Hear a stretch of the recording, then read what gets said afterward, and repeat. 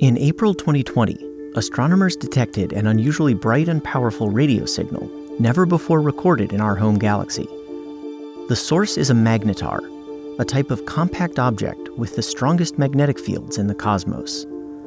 Like pulsars and neutron stars, magnetars are the crushed cores left behind when a massive star explodes, but their super strong magnetic fields put them in a class by themselves. The fields are up to 1,000 times stronger than typical neutron stars, and over 10 trillion times stronger than a refrigerator magnet. They can rip molecules apart from thousands of miles away, distort the shapes of atoms, and store enormous amounts of energy. On April 27th, the magnetar, named SGR 1935, produced a rapid-fire storm of short, powerful X-ray bursts that lasted hours. The activity, first spotted by Swift, was also monitored by NASA's Fermi Gamma Ray Space Telescope and the NICER X-ray telescope on the International Space Station, along with other space missions.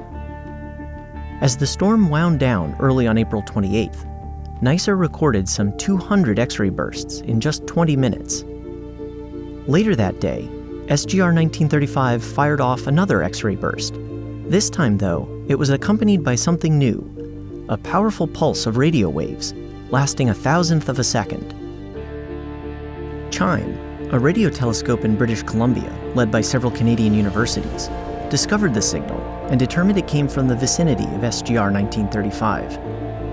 Another experiment, called STARE-2, and operated by Caltech and NASA's Jet Propulsion Laboratory, saw an even brighter signal at different radio wavelengths.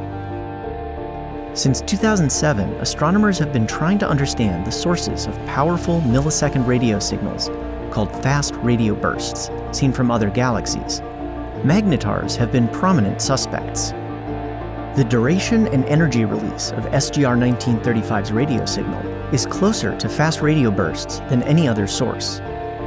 For the first time, astronomers saw a magnetar in our own backyard produce a signal only previously seen in other galaxies. The discovery strengthens the case that magnetars are responsible for at least some fast radio bursts. Data from NICER and Fermi on X-ray bursts at the end of the storm showed that they differed from the one that coincided with the radio signal. This event's characteristics set it apart from the other eruptions, and further study may provide clues about how it also powered the radio burst. Radio waves from normal pulsars originate high above their surfaces. Exactly where and how, we don't know. A big eruption could launch a cloud of plasma to high enough that a radio burst could form. Never before have astronomers seen a fast radio burst so close to home. It's just one more reason to watch the skies and to keep tabs on the strongest magnets in the universe.